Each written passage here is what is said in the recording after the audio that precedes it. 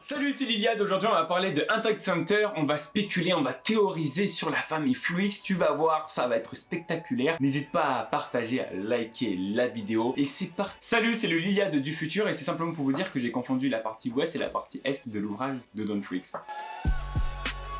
D'après ma théorie, c'est que la famille Flux est plus ou moins maudite ou sinon une calamité vit dans les gènes de cette ligne. À la base, je voulais parler de la mère de Gon et finalement, je voulais plutôt parler de la famille Flux, mais la mère est très importante pour le début de la théorie. On sait que elle et Jing se sont séparés, mais pourquoi? D'ailleurs, pourquoi Jing a dû garder l'enfant coûte que coûte et puis l'abandonner pour que lui il puisse réaliser ses rêves. Et c'est là que j'ai eu l'idée sur le fait que l'accouchement, ça s'est très mal passé, ou même la grossesse, quelque chose de surnaturel, de anormal s'est produit. Gon est né de manière inattendue. Et peut-être que Jing le savait, mais n'a préféré rien dire parce qu'il pensait que c'était simplement un cas exceptionnel de sa part, parce que lui aussi vivre ce moment-là quand il était enfant, et ainsi de suite, patati patata. Parce que finalement, les Flux, on n'a aucune idée de qui ils sont. Et si je parle de calamité ou de malédiction, c'est simplement parce que Don Flux.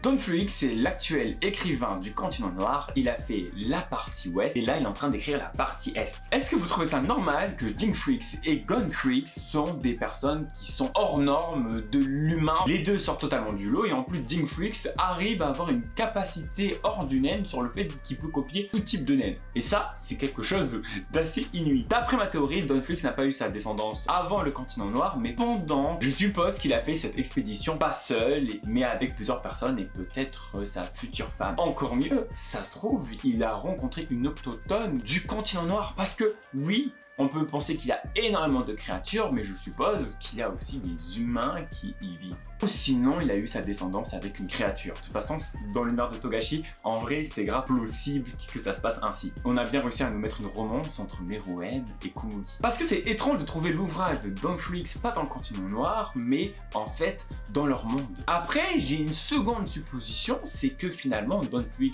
n'a pas eu de descendance, mais peut-être une créature a pu prendre l'apparence, l'ADN de Don Flux et partir dans le monde actuel et vivre une vie totalement normale avec une lignée, mais simplement la famille Flux a du sang d'une autre créature totalement inconnue dans leurs veines et c'est pour ça qu'ils sont archiment forts et qu'ils ont vraiment une connexion avec les animaux, avec la météo, avec plein de choses parce que finalement ils sont croisés humains et une autre créature du continent noir. Oui, je dis des choses assez farfelues, mais le continent noir est un endroit où les choses les plus absurdes peuvent être créées. Ça expliquerait beaucoup de choses sur le fait que Jing savait de base que Gon, s'il suivait ses traces, il serait tout autant puissant et réussirait tous les petits jeux qu'il a réussi à mettre. Mais aussi, on peut s'imaginer que Don Flux a fait un aller-retour. Après avoir fini son ouvrage sur la partie ouest du continent noir, il est revenu dans son monde avec une calamité qui l'a touché au niveau héréditaire. Et encore mieux, ça se trouve, c'est lui qui a amené toutes les créatures qu'on connaît dans Hunter x Hunter dans le monde des humains. Ou plus ou moins une partie des créatures de ce monde. Bref, la vidéo est finie, elle est très courte, mais j'espère que vous l'avez kiffé. Je vous dis à la prochaine pour d'autres aventures. Salut!